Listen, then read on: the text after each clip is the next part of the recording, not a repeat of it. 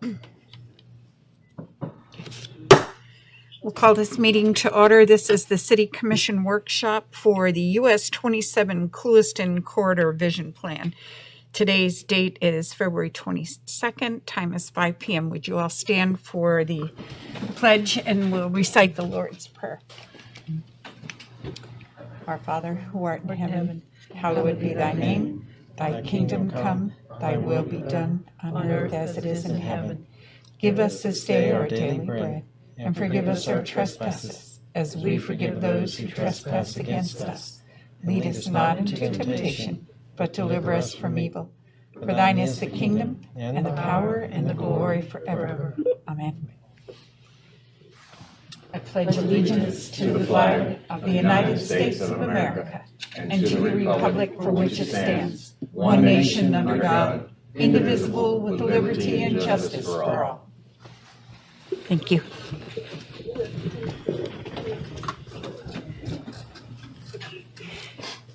Okay, Danny, are you on the phone still? Yes, I am. Okay. I'm here. Can you hear me? Yes, sir. Ms. Tajeski, are you on the phone?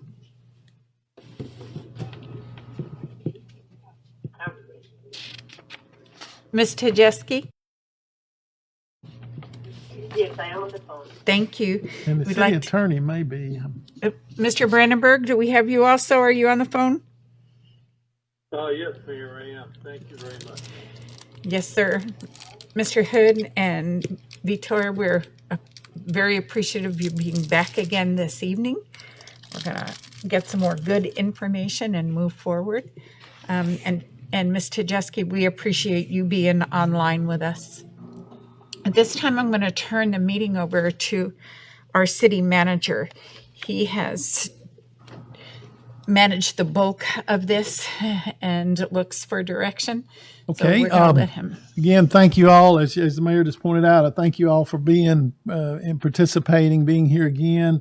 I know we've invited members of our CRA advisory as well as our planning and zoning board. Some of them may be participating by watching it online, and we certainly welcome and appreciate all of the input. I want to encourage those who are here in the audience, whether representing one of those two boards or staff or any citizen who's interested in here participating with any group or just as an individual, to participate tonight as at the mayor's direction as she goes through the meeting. We want to encourage participation.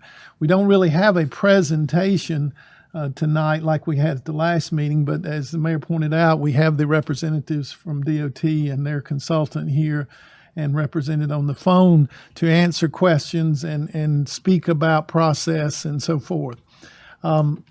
One thing in particular I wanted to do tonight is try to get the discussion going. Come on in, folks. Welcome. We want to get the discussion going a little bit more than we maybe had time for at the last meeting.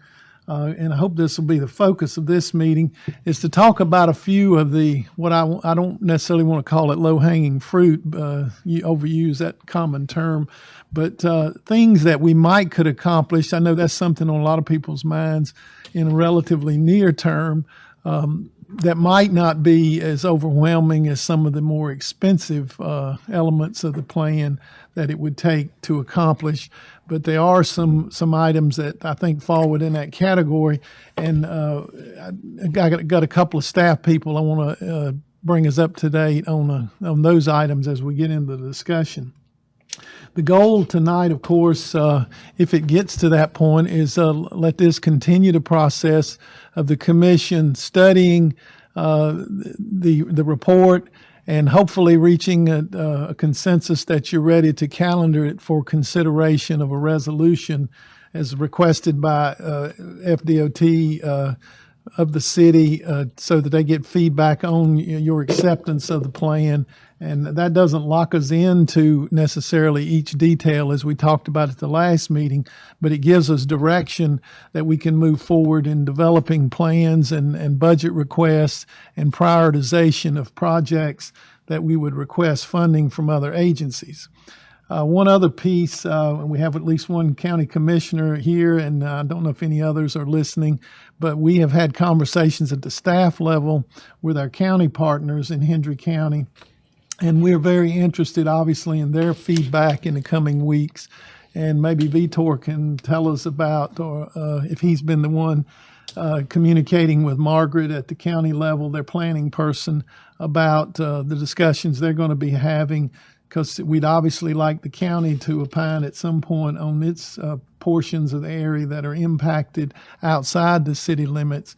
And obviously, we would seek their support for the projects that we'd be seeking to get funded through the DOT processes and other sources of funding going forward. So we certainly would appreciate their feedback on some of the recommendations that impact areas outside the city. With that said, I don't know, Vitor, if you want to comment on the county involvement at this point. And I know that some of their staff people were involved in the process when we were developing the plan, and listened in at least and participated on some of the public engagement and stakeholder calls we had. I don't know if you want to comment on that. Yeah, if you would. Just, and we are doing this as a broadcast on our social media platform, and it will be available for people to look at after the meeting. So thank you for being here, Vitor. Thank you, Randy. So I'm Vitor Seguri with FDOT. I'm the community planner and also the PM for this project.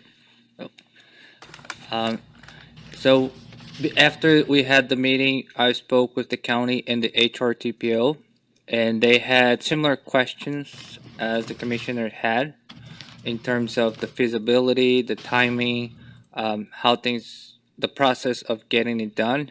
But they are supportive of this plan. They like what they saw.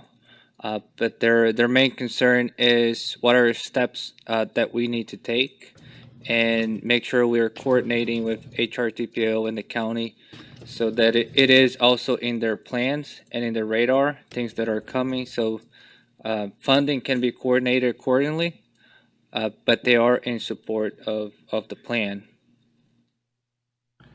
A major element of that you might want to just comment on while you're up there is any potential discussions of a truck route or anything of that nature would obviously strongly involve the county, because they would certainly be outside of the city limits. I don't think it'd be any option to really do anything within the city at this point. So I don't know if you've had further conversations with the county. I know they've had some preliminary discussions, and we did have some maps that were shared during the process. So any comments you want to share on that at this juncture? So the counties are they're a little bit of ahead of the curve because they have done some studies in the past, just kind of looking at the possibilities, what routes would look like, nothing concrete.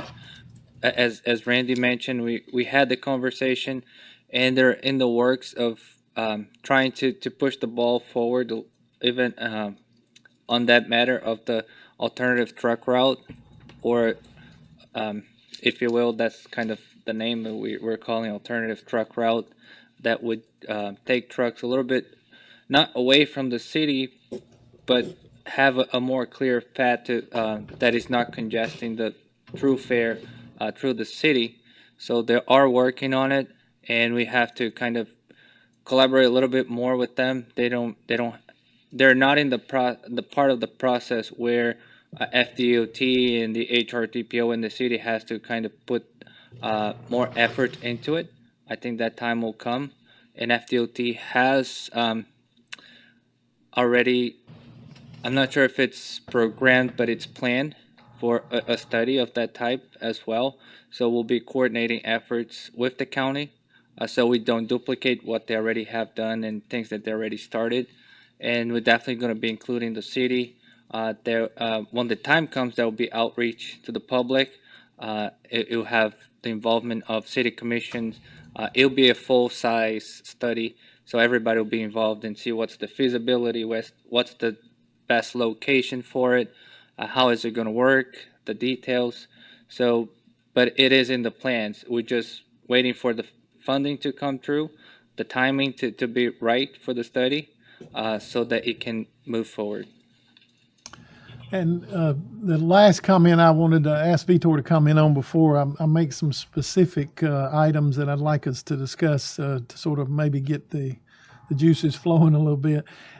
Some pieces of the plan, because this is one question I've had posed to me by citizens and others, even staff, some pieces of the plan would require, as you just pointed out on any kind of alternative truck route, as an example, would require additional analysis. And DOT has processes for that. For example, speed limits. There's a process that DOT has that you have to follow to address speed limits. Right. Similarly, intersection type major changes like improvements such as upgrading the stoplight or adding a stoplight or taking one away or things of that nature require this certain studies. Could you comment just a little bit on that to educate the folks that might be interested in that? Right. So for the speed perspective, to change the speed limit, change the operation speed of the roadway, the first thing that we do is we classify the roadway according to the context classification that FDOT uses, and that's shown in the maps in the report. And then there's a speed study that will be done to find out how fast cars are operating, how fast trucks are operating, so that they can determine, well, they're going way too fast above the posted speed, or they're going just about right at the posted speed. Then we'll determine what's actually happened, and then if the city desires to lower the speed, we call that the target speed. So we try to bring that speed down, and to bring that speed down, what's important to do, what kind of features do we have to introduce in the roadway that will actually make drivers slow down. So there's a speed study component, and then there's the planning of what we have to do in terms of features on the roadway to bring that speed down. So that's one part of it. And FDOT will do that study, so it's led by FDOT and in partnership with the city. And that doesn't really take a whole lot of time to do. That's rather simple, and it's a matter of programming that study. So whenever funds become available, if it's a priority for the city, if it's a priority for FDOT, we'll make sure it becomes a priority when funding becomes available. So that's the speed part. Randy, can you just refresh what was the second part? Let's see, it was speed limits, and then the process utilized, I believe the next one was for modifying existing or improving intersections where we would do, for example, the modification such as a stoplight or addition or taking one away or some other major change at an intersection. So the first step is ICE analysis or intersection analysis to see, one, is the signal warranted there, what type of signal is needed, what type of other improvements at the intersection might be needed, whether it's turn lanes, signal timing, everything is going to be looked at an ICE analysis. So it's a study of the intersection, and it might involve an environmental study as well to see what's the impact on the surrounding area. And out of that, many alternatives will come out. And again, just like the speed study, the community will have a chance to provide their input and what they think is needed, what's happening. And the commissioners will also have the same opportunity to provide their input in the study. So that's the next step. And just like everything else, if it's a priority for the city, I know in this study we identified Burner Road as one of the critical intersections to be looked at. So if that's the main priority, we can't look at all of them at the same time. But if that is the first priority, we'll put in the city's plan, maybe in the LRTP because it's a regional road. We'll talk to the HRTPO in the county, make sure everybody agrees that that needs to be studied. And then FDOT will also make it a priority. And when the funding is available, we'll prioritize that intersection for the study. And sometimes there are grants, sometimes there are ways that funding can be allocated. So it has to be a lot of coordination between all parties involved, so that that priority gets addressed first. And after the study, after a design and a concept has been established for that intersection, then it gets programmed for construction and to the later phase. So it can take a little bit of time. And I know that was a question. So how long does it take? So for the planning phase, it might take up to 5 years, depending on how funding and programming works. And then after that, it's always structured on how the funding channels through our work program. So for a full, it can be 10, it can be 15 years. So it all depends on the funding and how it's prioritized. Okay, thank you, Vitor. I'll stop and see if there are questions from the commission or anyone else as the mayor so directs on those items, I guess, while we're picking them off. I do have a question for Vitor. Yeah. I know that for us it would be a priority, but I also know that the FTH, the FHR TPO, I can't remember HRT. HRT. FH whatever TPO. Right. And I know that there's a lot of communities involved in that, a lot of counties involved in that, and so our priority might not be their priority. How do we maximize these are really safety issues. I mean, they're not just because we want to look better, which we do, but we've got some real safety issues that need to be addressed. And to me, that should be a DOT priority to get these projects done, especially we know at Burner Road and also the intersection just east of Burner Road to the shopping center. So how do we move that as quickly as possible without getting it stuck on a plan that goes out to 20 years? So it doesn't necessarily has to match the HRTPO priority because they have a lot more on their plate than what the city might have.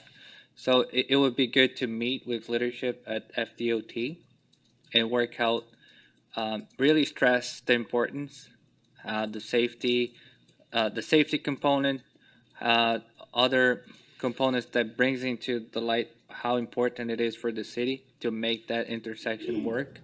It may be also in the interest of FDOT for freight, fixing that intersection to make freight work more efficiently. So there's a lot of things to build up the case that this is a priority, and meeting with our leadership and really working out the details so we can put in our program as soon as it's possible to happen. Okay. And you said what department in DOT? It starts with us with Planning Studio. Okay, So Planning we'll Studio, forward the okay. plan, and they already know the plan. They're behind it. They want to make sure it happens. Okay. Since this is one of our first corridor vision plans, they want a success story, so they're really vested into it. So it's a matter of aligning everything to make sure it gets into the priority list. Okay. Thank you.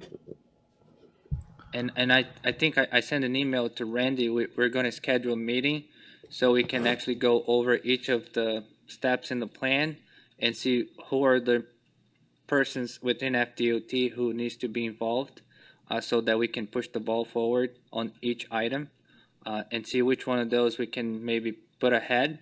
I know there was another one that was really important was the directional medians. Yep. That was unanimously with the county and the HRTPO as a must. So we can also seek within DOT what are the next steps we have to do to make sure it moves up the ladder of priorities, because there's wide support for it. So we'll work all the details, see who needs to be involved, and as long as we have an approval of the plan, FDOT will know where to go. As if we didn't have a plan, it will be a little bit harder to put a priority on something. Thank you. Are there other commission questions or comments at this point? Vitor? Otherwise, we'll proceed. Unless there's some from the board or from the others audience. If you want to ask, Mayor, I'll defer to you. Does anyone in attendance have any questions? Go ahead, Sean. If you'll come up, please.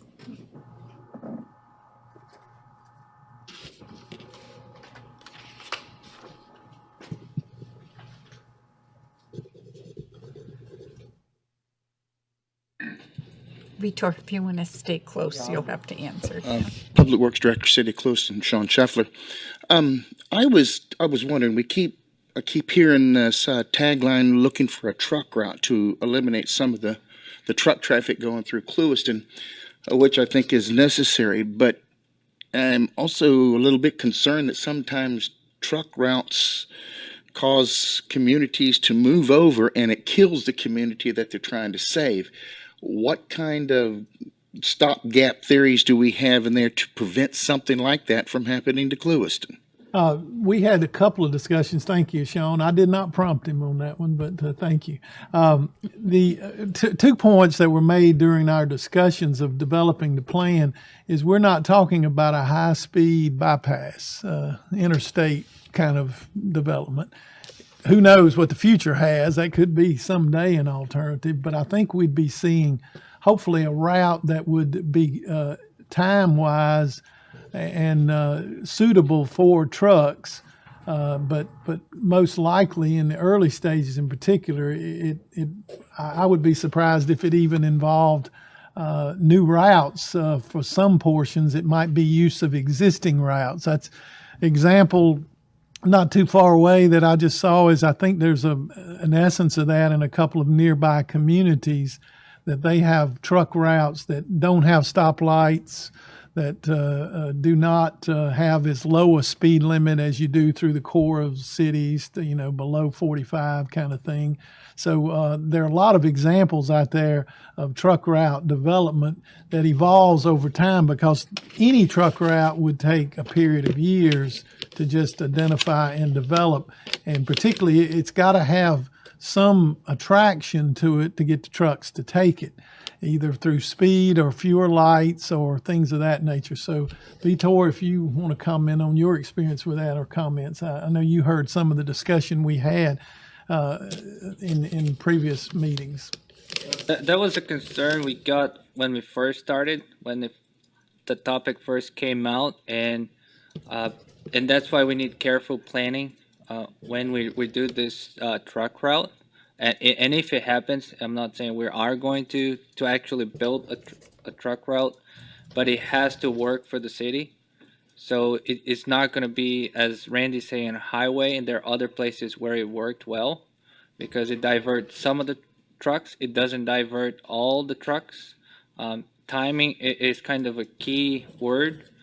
If truckers who are already going to bypass the city, who are not going to, doesn't have the intention to stop, if they can compromise a little bit of the time, a little bit faster to the route, they will do so.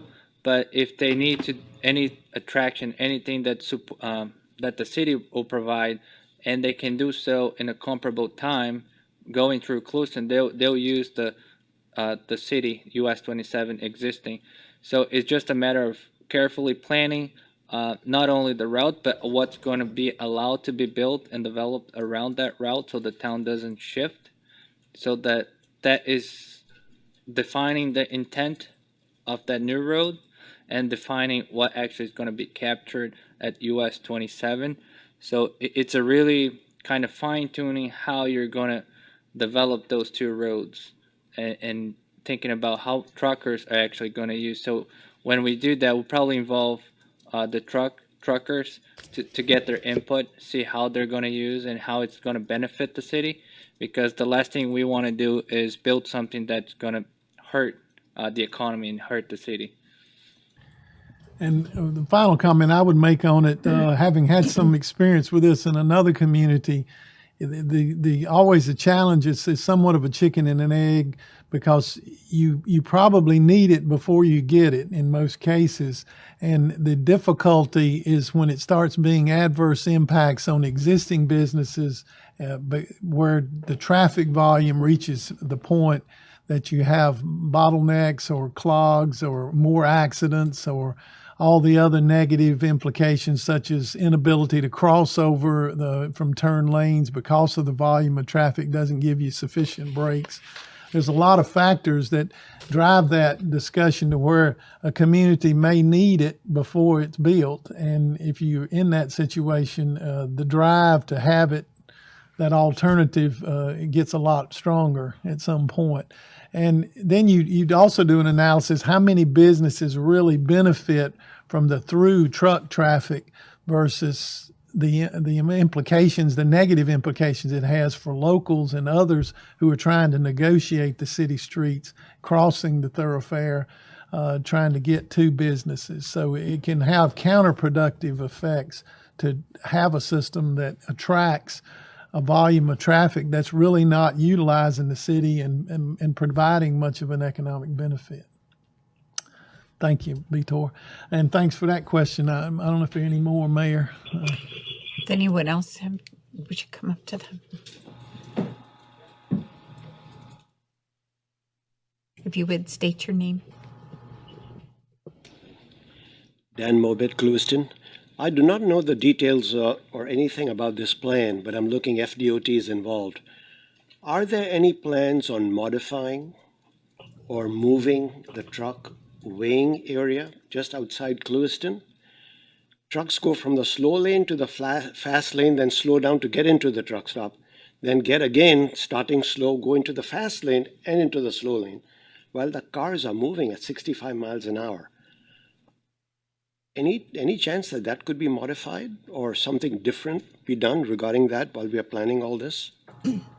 I think one quick comment is this study, the defined limits of it did not, I don't believe, include the weigh station, but it's not far outside of it. Do you want to comment on it?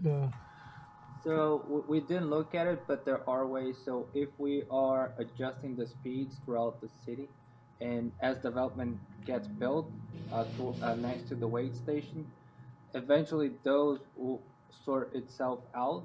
And I don't want to say magically it's going to be solved, but as we reconstruct the roadway, that would be something to be taken into account, because their traffic is slowing down because now it's more of an urban feel to it. It's not the rural that you go 65. Maybe as things are developing, they'll now drive at 50, 45. So things are going to change, and the roadway is going to develop accordingly. So I think that will kind of help solve the problem, and there will be probably a study, and everything involves a study to see what's the best option to accommodate that weigh station. Might be a good idea to take that into consideration. There's very often bottleneck in that area, and it's just accidents waiting to happen. And there is a study that's coming up for the Everglades Airport that would account for the portions that we did not. So west of 720 all the way to, I don't know the exact milepost, but beyond the airport to see a more regional impact. Thank you. And Thank Victor, you, that's a Dr. county. Mobet. Sorry, go ahead. That's okay. Go. No, that's a county study, correct? Right. Okay, and that's right now ongoing. No, they'll be starting soon, Okay, and that's going to be with our system planning, SIS study. So it's not going to be a visioning like the Right. one that we did now. It's a more traditional corridor study. okay. Thank you. Anyone else have a question? Lowell, come on up.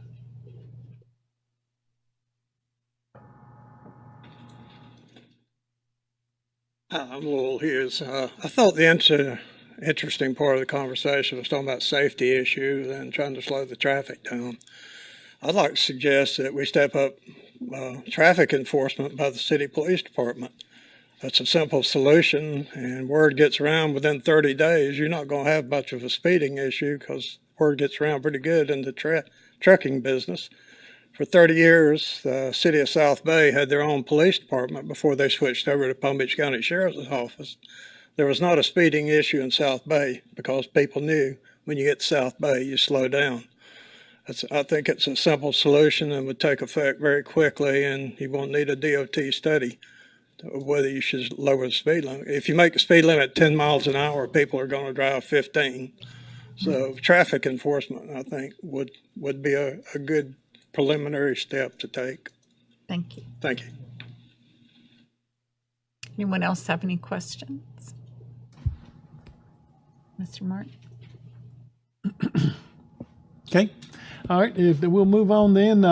One of the things, while I've got Danny Williams, our utility director, online, I wanted him. Hopefully, you'll be able to hear him. He's called in, but one of the things that we identified at a staff level, and he commented briefly on it. The city's had a plan for a few years of trying to convert. In terms of an aesthetic, but also a safety and an appeal to a community, to convert our corridor street lighting plan. One of the things we have been doing, and I think Danny told me we've achieved about a 30 to 40% success so far, and we have some additional funding this year to continue the progress, is replacing street lighting on the fixed taller poles along the route with LED lights. Danny can give you some insight on that. And then the other thing that I've asked him to do, and this has been, we had a previous work session where the board gave us input on design type questions related to this, is to go back and analyze putting between each of the tall, what I call traffic related type of street lighting, the higher ones on the concrete poles, in between those of coming back and putting in pedestrian friendly, lower decorative street lighting, and the board has again looked at some examples of the types to do that, and you've seen a few pictures in the slides that were presented the last time by the study referencing examples of that. So if Danny could talk a little bit about that, he without getting too deep into it, we've been looking at it and we'll be putting together some cost considerations for the board. And there are some assistance programs available through the state to hopefully assist us with some of these kind of improvements. And they, of course, assist us with helping to offset our cost for the street lighting along the 27 corridor. But this also relates to some of the other improvements that are in the plan that for consideration, such as banners and other things that would make it more inviting and friendly and aesthetically appealing, but also safer for pedestrians and bicycles and other modes of transportation other than the vehicular. So if Danny could comment a little bit on that, of his thoughts on that, I'd appreciate it, if you can hear me. Yeah, I'm here. Can you guys hear me? Yes, sir. Yeah, well, I'd like to start out with about 4 to 5 years ago, I got quoted some prices for the decorative lighting, and the type I went for was, of course, the LED decorative head, but also the pole had where you could hold the banner, and also it had the lamp for the sidewalk side. And I quoted that for Berner Road all the way to San Diego, which is, I believe, 47 poles. And at that time, like I said, about 4 years ago, it was $186,000.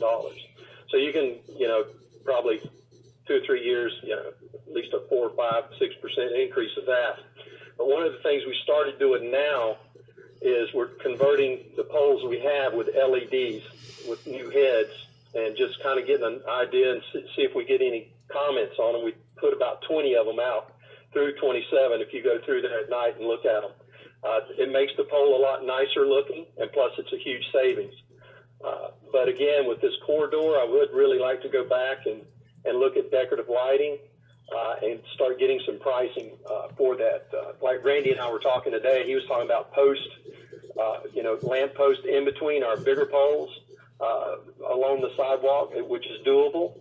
I'd like to price both those ways out to see what would be the best way and get everybody's opinion, the community.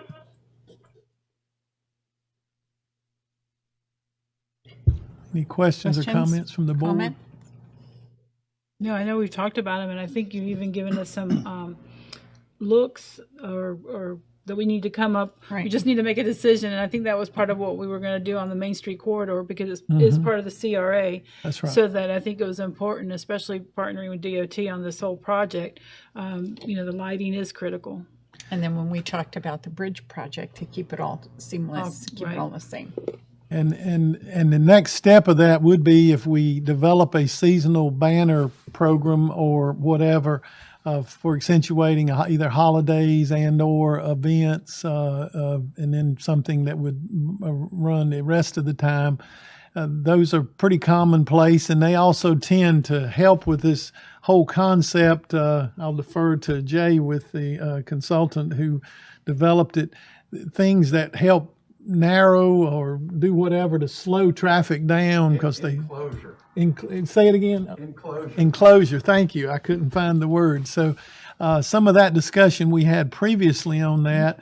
If you've got any questions or comments, this lighting would accommodate that and avoid us having to do any major change out of our taller poles if we came up with some plan. And it could also run on the side streets. For example, when we redo Ventura, we could incorporate the concept there.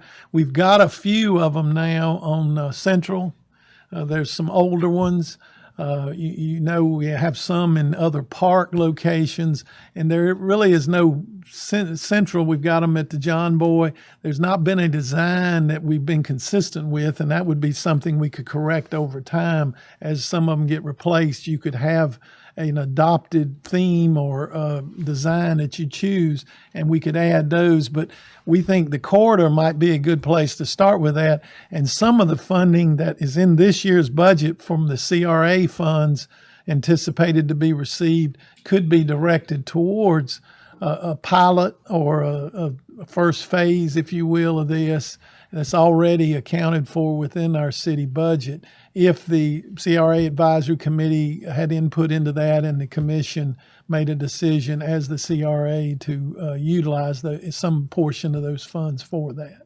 How quickly can that happen once we make a decision? Well, since it's funding available, depending on the scale, if it's within the scope of what we have funds available, that could happen, conceivably before the end of the fiscal year. We could have a plan with Danny's input on the polls.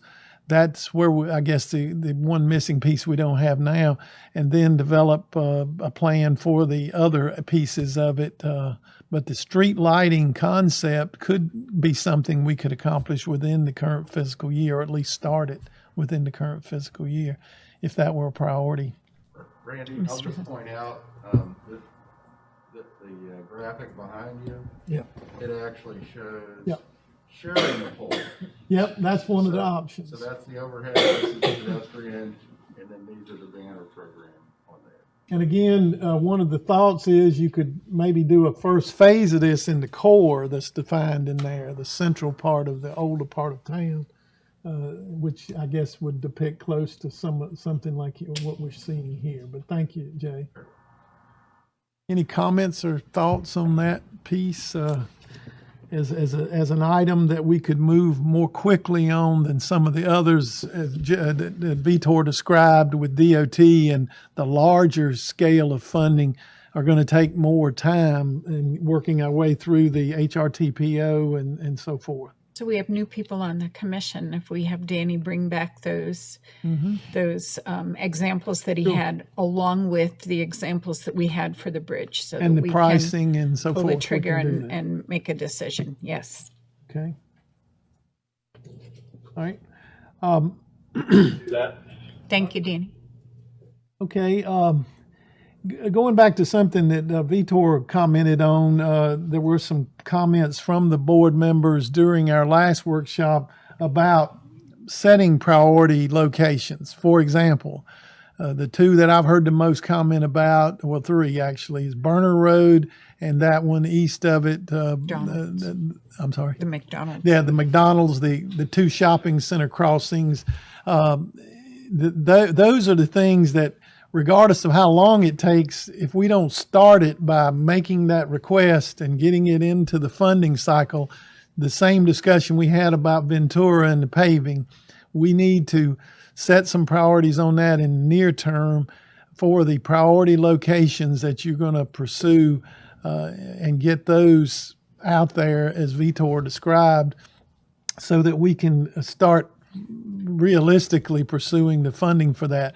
And it could be that some of them get attention because of safety and accident numbers, and those two in particular in that congested area on the west end of town are two that had high numbers, as I recall, and maybe would qualify for these. I believe Vitor referred to them as intersection warrants, to where we would have an ICE analysis done in the near term as soon as we could get the commitment from DOT to pursue that and get some of those things into the funding cycles for consideration, and use the leverage, if we have any, of being one of the earliest planning studio success projects, we hope, and see if we can get something going there. So I'll stop and see if there are other comments on that. So then we need to take care of a resolution in a timely manner and to be able to move forward and list those priorities. Yep. And I would hope that would come relatively soon after we approve or adopt or whatever language you end up using to regarding the plan itself. I did want to point out, Vitor alluded to it. I listened in, and Vitor did represent our interest before the HRTPO, as he acknowledged, and I appreciate that. And so we're on the region's radar that this study's been done, and now we're going to be looking for consideration on some of the high priority recommendations that come out of it. If there are no other comments, then the other items I was going to mention, we've covered some of them, it's my recommendation on particularly the east end of town, the things that are going to be looking at that gateway concept we talked about in the vicinity of Francisco and the lake access. We just got word, I notified the commission, but I haven't stated it publicly, that the Planning Council, the grant that they sought after on our behalf and was approved, they're in the process. They've been authorized by the state. They've approved the documents, the contracts, so that we can move forward with that agency procuring the services of a consultant using the grant funds to study the lakefront area.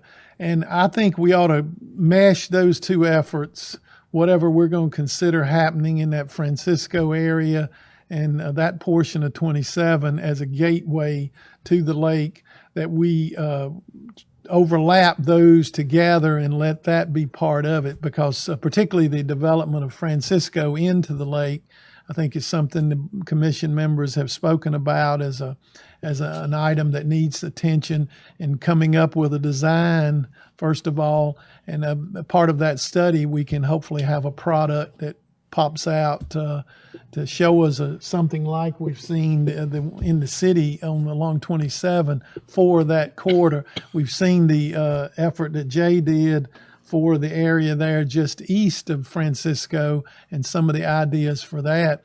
And this would be an effort we would involve the private property owners, particularly that are impacted by potential changes, and particularly those along that Francisco route as the primary access into the lake for vehicular traffic at this point.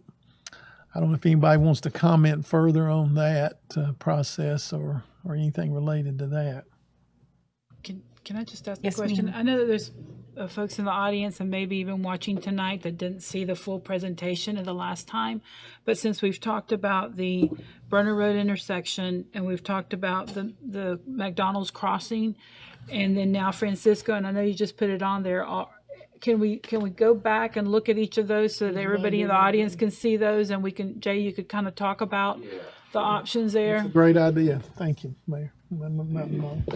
Commissioner. I just want to make sure, because I think I agree with what you said, that, we need to put that in the resolution. And I know that we talked about safety because of going from one side of the road to the other side of the road, and 4 or 5 cars already lined up and stacked up there. It's not an issue of speed, it's an issue of everybody hitting that same area at one time. And the fourth one I was going to mention, so if you walk through them from west to east or east to west, whichever way you go, Jay, include the one at the middle school because I think that was a safety concern, and there were some other implications for that. So if you could walk the audience through those four and Yeah. refresh everybody's memory.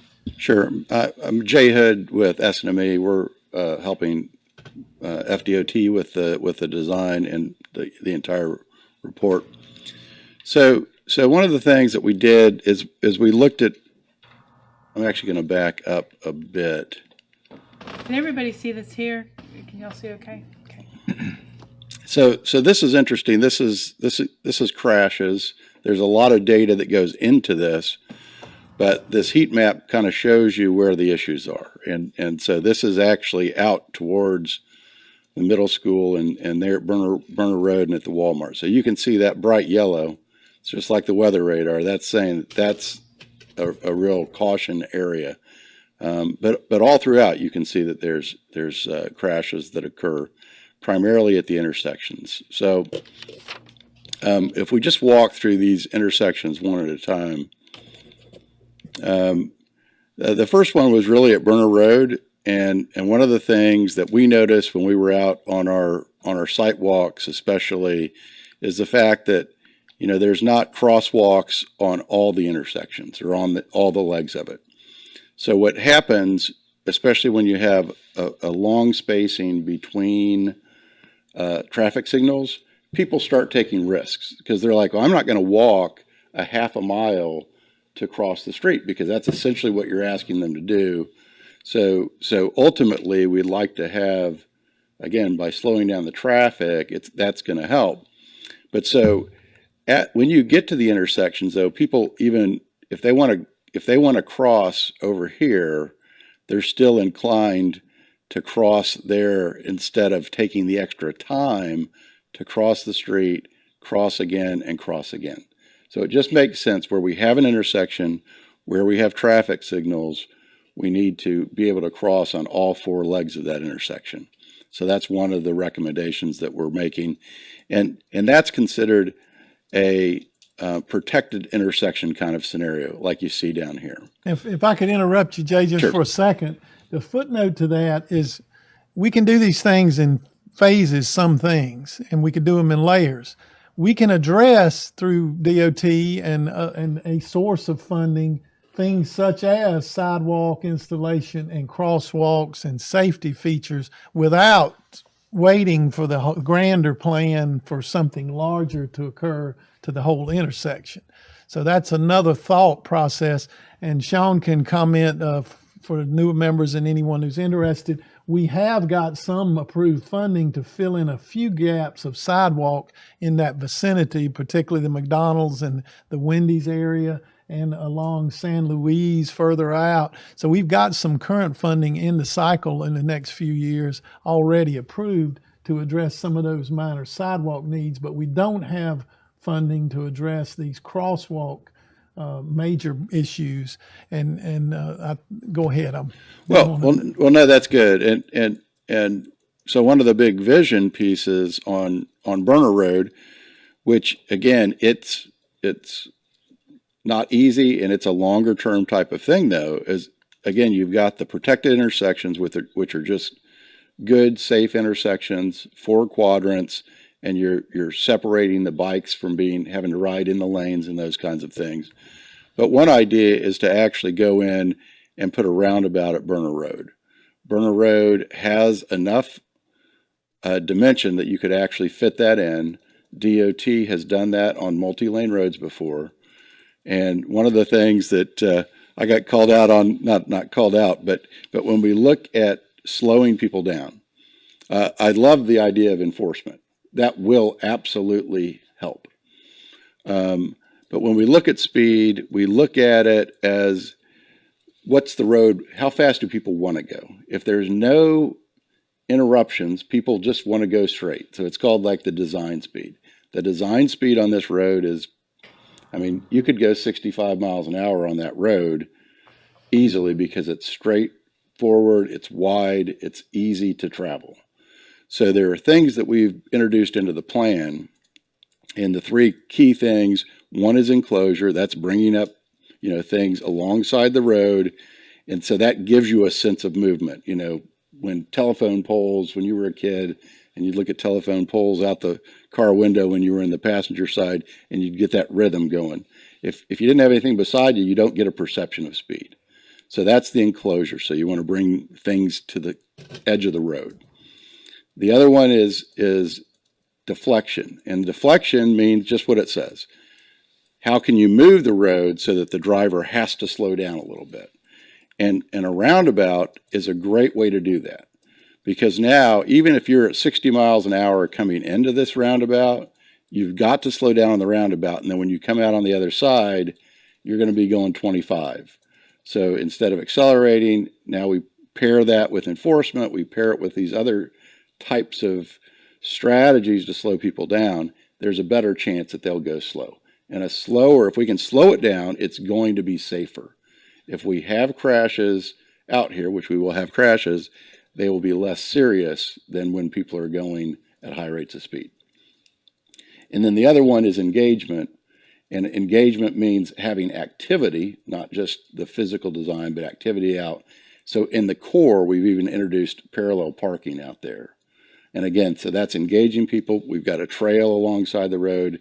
If we bring some of the businesses up closer to the road, that again gives us engagement. So all those are strategies to help slow the speeds down.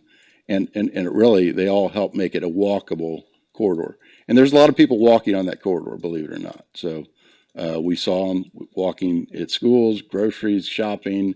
There's a lot of bicycles even. So, and I think as the trail gets more popular, you want people to come into your downtown and spend money on this corridor. And with all that activity, you think it's still feasible to put a golf cart crossing there? Yes. Yeah, because the golf carts really, and there's a different process. The state has a lot of processes, so there's another process for golf carts. But if we design safe intersections and streets, the golf carts should be comfortable there. So there may still be some that are restricted that don't allow golf carts, but generally those should be safe crossings, and you can, if you design it into it, if we know it's an issue, when we do the ICE studies for each individual intersection, we can actually make the signal phasing and the signal timing work for that as a component of the design. Which would be more feasible, the adjusting the timing and incorporating on the ground, or do you think a passover for pedestrian and? Well, and again, there's a lot of moving parts when you get into that. I think that because of a lot of the trips, like if there's a trail that goes, longitudinally along and you just gradually ramp up until you're 16 feet over the road, those are more effective than if you put a pedestrian crossing there that you're requiring people to go upstairs or go up ramps or take an elevator to get up, then go across and then go back down. Right. It's human nature. I mean, people won't cross that intersection to go to the other crosswalk. So they're going to take chances, even if there's a pedestrian bridge there, their time or their energy is worth more and they'll take chances. And they don't realize they're taking that chance, but all it takes is one driver not paying attention when they're doing that, and it creates a very unsafe condition. So typically, if we can design it so that it's good and easy to cross at the ground level, that's by far the best case. That's not always the case when you've got high volume of pedestrians for schools, events, some of those types of things, or again, when you've got natural grade or topo that helps you out, then I think bridges are legitimate. But they're also about $3 million a piece to do a nice one that would also be a gateway feature. But I think that those studies will kind of help tell us that. So this is the directional intersection that we were talking about, and essentially I think we've all driven in these. It doesn't allow you to make a left turn out. So what's happening today is in this large open area, what people are doing is that everybody's crowding into this. You're trying to go from one side of the street to the other. And so there's a lot of chaos, maybe too strong of a word, but it depends on if you're the one that's driving out there at the time. It can be pretty, it can be chaotic, and you're not sure what other people are doing because there's a lot going on here. And so if we just do directional, which allows the left turn in to the parking lots on both sides, what that does is it cuts down on a lot of the conflicts and a lot of those decisions where people are left to their own kind of ideas about how they want to do it. You know, does somebody want to bolt all the way across? So this guy decides he's got a clearing, he's going to bolt all the way across while this guy is turning left at the same time that this guy wants to do a U-turn. It's just, you know, it creates a lot of unsafe conditions. So this kind of streamlining the movements and limiting some of the movements is also the safety one that we spend a lot of time talking about, and everybody's looked at that favorably. And then at Circle, and this is at the middle school again. You know, we don't have crosswalks on all these corners again at the middle school. So if you're over here and you want to cross, you essentially have to go across. So you're now crossing 3 streets. Just doesn't necessarily make a lot of sense, and we all kind of realize that. This is at Francisco and Esperanza. What happens today is that folks come in, and this becomes a fairly high speed to get onto Esperanza. That comes on pretty quick. We also, as we know, Francisco takes you up to the lakefront. One of our realizations when we went up to the Lost Trail, because we came to Clewiston, we want to see the lake, right? It's hard to get up there to find your way to find the lake. So there's a whole wayfinding thing on the trail that needs to be done. But essentially, people need to come off the trail if they're over here and they're heading to the west. They have to come off the trail, come down, and then they need to get back up this direction. And so our thought here, and these kind of tannish buildings, those are redevelopment. There's some buildings here, but if we look into the future, and this is actually a 40 or 50 year plan, so it goes way out there. But some of those uses will transition. If this becomes the major trail route to make this move, it would make a lot of sense to have these businesses become more friendly for that. Could be restaurant, bar. You know, biking and beer go together. I don't bike, but I've heard that they go together. But then the other thing, if you remember, we talked about deflection. Adding this kind of chicane on either end, you know, again, that will slow people down as they come in. That'll make it a special place. Right now, there's a lot of right-of-way that's used. It's both city right-of-way and state right-of-way. The thought is turn this actually into like a plaza, people space, whereas if you've got breweries or whatever out here, this would be a great place for outdoor dining and those kinds of things. So it could be a real vibrant place kind of to hang out. And again, it becomes an opportunity for a gateway. I'm not going to name whose statue this should be, but you know, in West Palm Beach, they've got a statue there, which again, it could be, and what we talked about, that could be a huge largemouth bass. I mean, it could be a piece of public art that really starts to say, wow, I'm coming into a town that's got a real identity. So, but in any event, so that's kind of the way that we have approached looking at this particular intersection. And then there's some pieces of that. And then let me go all the way. You know, we talked about roundabouts. This is at Evercane Road, which, you know, Evercane takes you all the way down to Alligator Alley. So this is an important crossroad, if you will, along 27. And so we thought that a roundabout on this end, that would be a 3-legged roundabout there, would be important because, again, people won't hit the brakes really hard. They won't you know, they won't pass it and then have to make U-turns and those kind of things. You'll know when you hit that it's something that is important that's happening there. So that seemed to make a lot of sense. And again, that's another deflection, so it slows people down. So the design is actually affecting the behavior. We're not just relying on speed limit signs to slow people down. The geometry of the road can help slow them down. So sorry, that was a little longer winded than I had planned. Thank you. And while we're at that, Mayor, if you want to see if there are comments or questions or concerns from board or audience, this is maybe another good point to get input before we move on. Jim, do you have any questions, comments? Just as good as the last time. I mean, it's an awesome. No, I just think that I wanted to have everybody to realize that. I mean, as we make the priorities for the resolution, I just wanted us to go back through it because, deciding between what did he call it, the protected intersection and a roundabout for Burner Road. I mean, it's going to take us a while to get there, so, which is more important, the McDonald's crossing. And I guess those are some of the things that we're going to have to discuss. Should that be the priority? Because that's a way to get that done quicker and then start working on Burner Road, the middle school and Circle Drive, and then Francisco Avenue.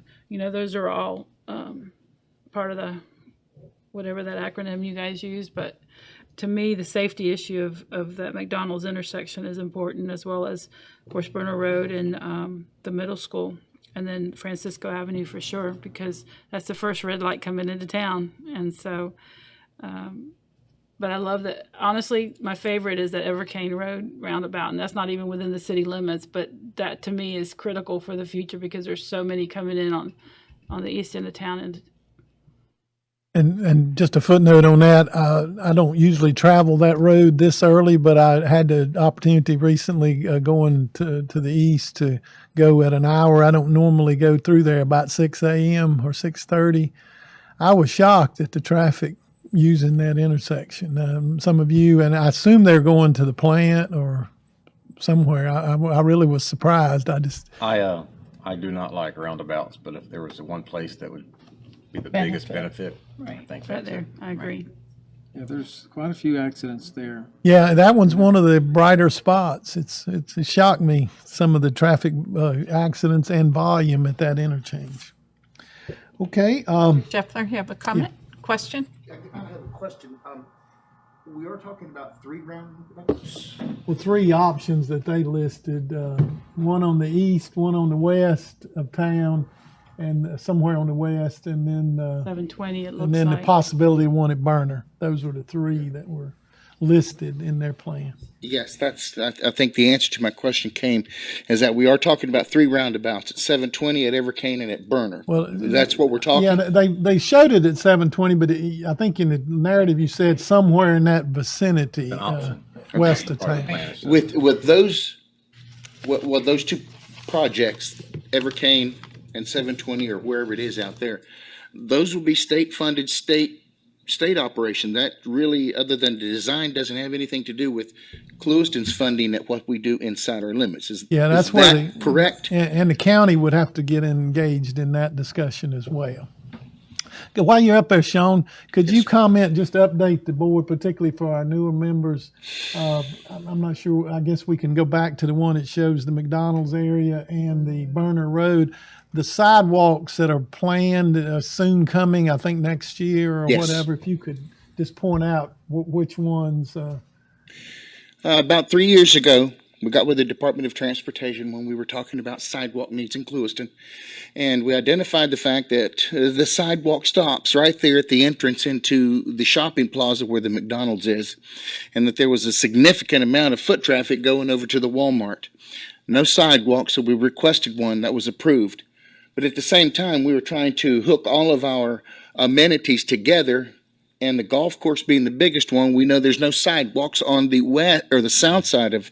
They stop at the canal by Wendy's, so we requested those. We have sidewalk approved that will go from Wendy's to San Luis, and then along San Luis and tie into the sidewalk that is out at Alvarez, and that would complete a footpath all the way from anywhere along the corridor, all the way to the golf course, and it would also get you from the golf course and those communities that are back in that area a footpath to come up and cross over to the shopping plazas on either side of the 27 right there. But those are approved and they are in the plan to happen shortly. But one of the big gaps remaining is in the vicinity of Walmart on either side of Burner on North.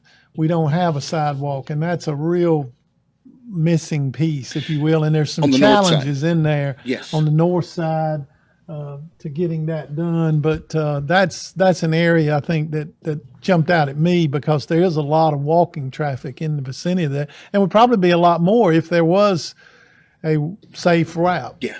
Well, there's one thing that, while we're talking and planning about this, Burner Road has a wide right of way. I think it's 100 foot or more.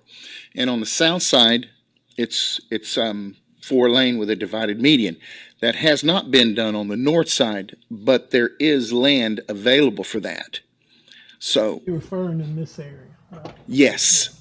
Yeah. One side we've got 2 4-lane roads with a median in it, and on the north side they're not. But there is place for that expansion or development to happen in the future. So I strongly suggest you keep that in mind and maybe not develop too much in there, because Burner Road is going to become one of as big or more than WCO and Clewiston, I would say. Thank you, Sean. Yes, sir. Is there anyone else? Thank you. Oops. Raymond, okay. Is there anyone else who has any questions or any comments, please? Okay. The other area, if we're ready to move on. Yes, sir. Are we ready? Okay. The other area that, while I got Jay handling the finding, is the core area.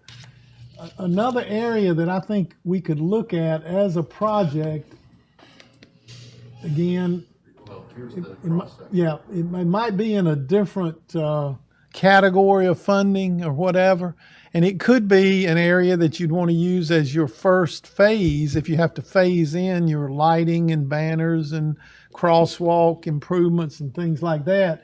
It occurred to me in just looking at the whole area. And you see the cross section, and can you do the other one that shows the area, this section? And I think that goes from WCO into Bond. Am I correct? Yeah, that whole section goes in, obviously, with all the other municipal facilities in this area, the museum, the chamber, the U.S. Sugar corporate offices, the civic park, the historic Clewiston Inn, and it's bordered by a hotel on each end on the north side.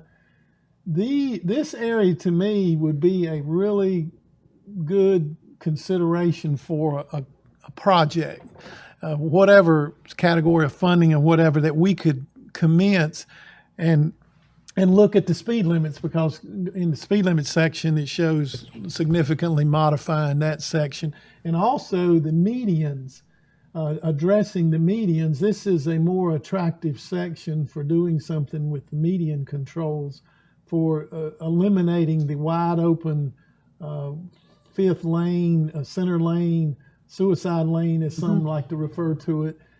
That just jumped out at me in this plan as an area that we could use as a focal point, if you will. If that's for that kind of project, that's different to me than the safety issues at the crossings out on the west end of town and the east end of town and so forth. And it wouldn't necessarily be competing for the same funding, but it just, I haven't put obviously any kind of cost estimate to it, but particularly if you did something with crosswalks that would define them, make it safer for pedestrian and bicycle traffic in this section, with whatever other changes, that seemed to me to be one that I should recommend that the commission give some consideration to, making it a priority for the streetscape, if you will, and the traffic calming features that are identified in the plan. I'll stop and let y'all tell me I was crazy or I'm whatever. Once Ventura's fixed, it may encourage local traffic to take Ventura. Exactly. The speed limits change. And we can mirror what we do here over to Ventura when we do it.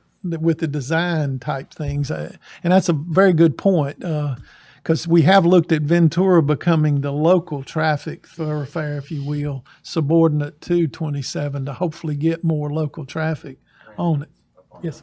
All right. For folks who haven't seen Yeah, it. yeah. We did have that for Ventura Road. They kindly agreed to put that in as a potential alternative way to design it. So I just throw that out there for comment from the board, or pro or con. And I'm looking for guidance on if this is the route when we start drafting some of these actions for the board to take as some of the initial things we're going to pursue with this plan. Jay, can you go back to is that okay for him to go back to the Highway 27 one? Yes, So that, ma'am. I mean, for the core? That one, Yeah, this one, or that one. Did we do something similar to that on the actual highway down on the east end of town?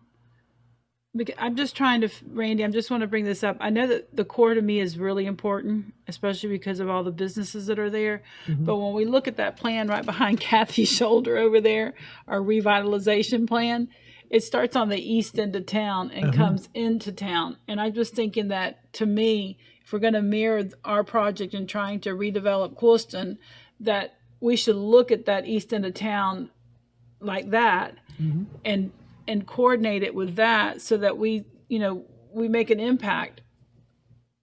specifically, which blocks would you think? Well, it goes from San Diego to The ones that are on that plan. right. I over think there. that one goes from San Diego to Lopez, but I was but just we were talking about the 27 and trying to get the Francisco Avenue, so I would say that area there coming into town from the bridge, to Francisco, maybe even. Okay. That's just a thought, Yeah, because we've that's the kind of feedback I'd love to hear, and comments I on like it. this 'Cause too. we So, don't have to I mean, finalize it tonight. That's the good thing. We can just churn the brain a little bit and see what falls out. I think it might be good to get some of our LP and Z board and Yeah, we got to get there. CRA advisory committee to prioritize what they think too, so we can get more input from the citizens, not only for the safety intersections prioritization, but then for the beautification and traffic calming and the stuff that's really going to cost a lot of money. Okay. Good suggestion. We certainly want to engage those folks. And the businesses that will be impacted, Yeah. positive or negative. All right. Any other? I don't know if you want to see if But there's if we any- don't set a date to do that, we won't Well, get and it. we're going to do that. Yeah. We're going to I think do at the that. next meeting, we were anticipating approving this FDOT plan because it can't change anyway. That's right. Adopting, right. But as far as prioritizing and getting the intersections into FDOT, we need to set a date. Yeah, those are going to have to come fairly soon after that approval. Fairly soon's not a date, though. Well, I would hope you could We don't have to incrementally set do it them. tonight, but maybe at the March 15th meeting, Yeah. we can set that date. That's a good idea of setting a date for prioritizing some of those things. Do we have any questions or comments from Mr. Hood? Go ahead. I didn't cut you off.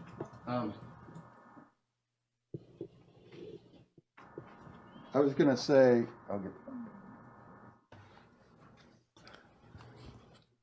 what I was going to say is that I think it's the last page of the report. There is an action plan. Yeah.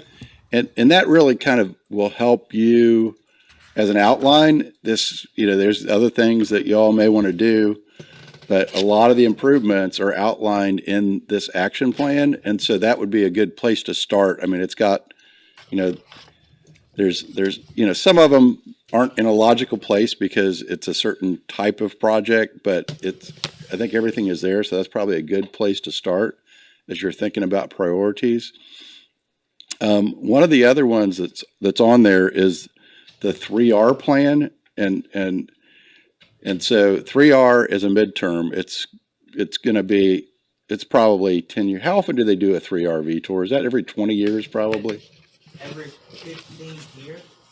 The closest one that's coming is east of Francisco. It's coming out fairly soon in FDOT years, so about 5 years. And west side is probably around the 10 years. They're going to revise. They revise it every year. They run their machines to see the crack rate and see how bad or how good the asphalt or the concrete is. So that portion of the east is probably about 10 years, and the east is about 5.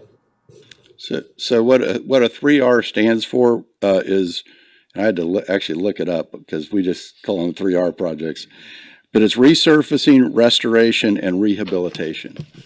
But what happens on that is that there's going to be disruption to execute those because you'll get full repaving. Any ADA kinds of things are going to start to take care of. Sidewalk connections, some of those can be included. But on some of them in Orlando, at least more recently, Orange Avenue coming through, working with kind of an active group in the city, and they had contributing funds that they put into it. But you can basically, by stacking funds, you can get more done.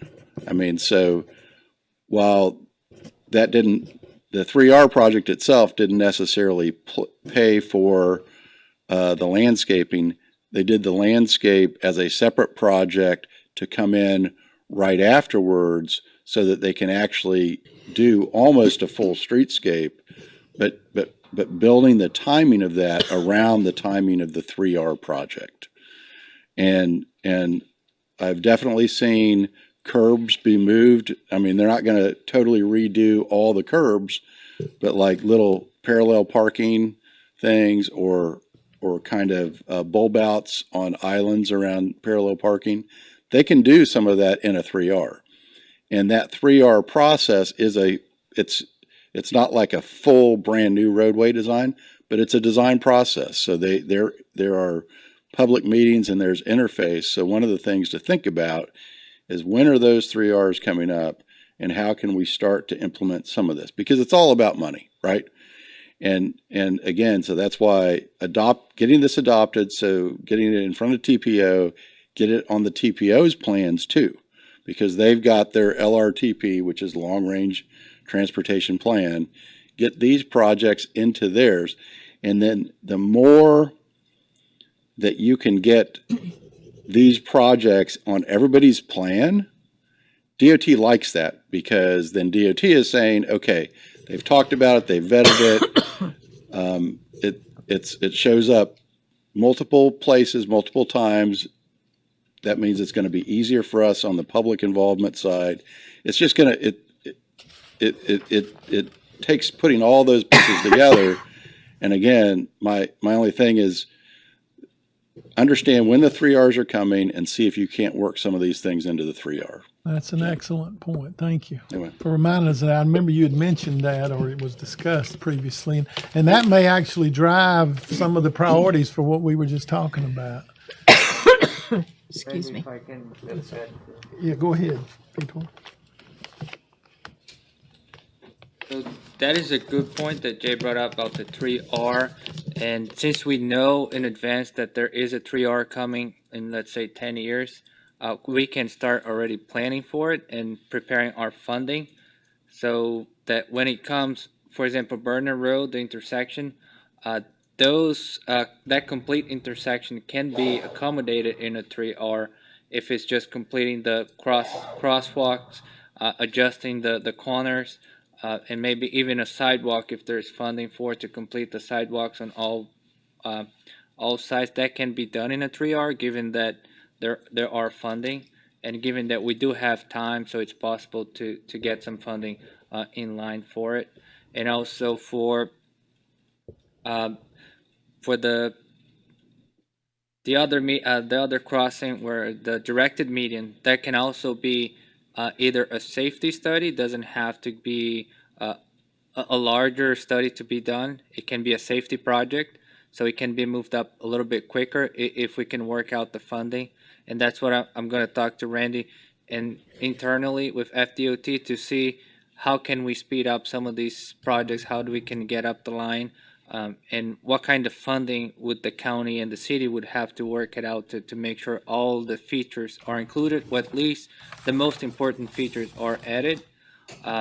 Those things will work it out with Randy and let him know exactly what needs to be done, what type of funding do they need to look for, and the timeline for those 3R projects and other projects that are coming.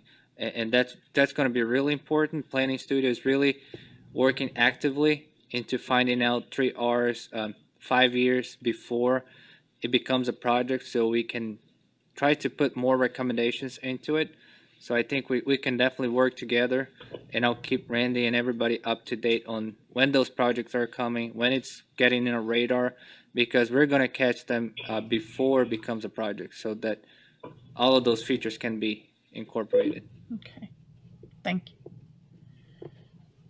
John? Yes, thank you, Sean. During the 3R process, is stamping crosswalks or intersections to simulate brick pavers or something and colored asphalt, are those elements that can be involved in a 3R process? Yes, given that there is a process to the color and the brick. Just one example where there's a lot of truck traffic, the color asphalt doesn't provide a lot of traction as just a regular one, so it has to be considered.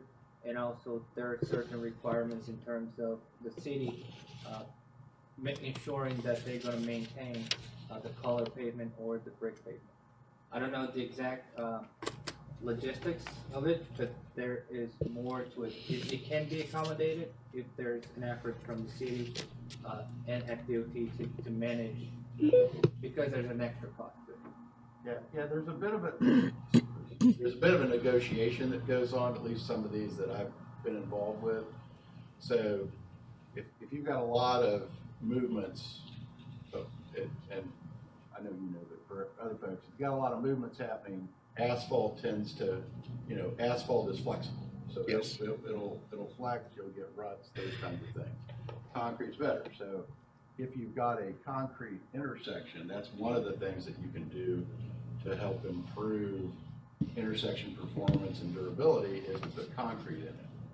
So if, and again, I can't speak to whether that's approved or not, but if say for instance Burner becomes a concrete intersection, the incremental cost of the coloration of that would probably be negotiated with the city or somebody else that, it's kind of like doing the landscaping. Like the landscaping wouldn't be in it, but they'll be happy to put in like the islands that you can put your trees in. So it's a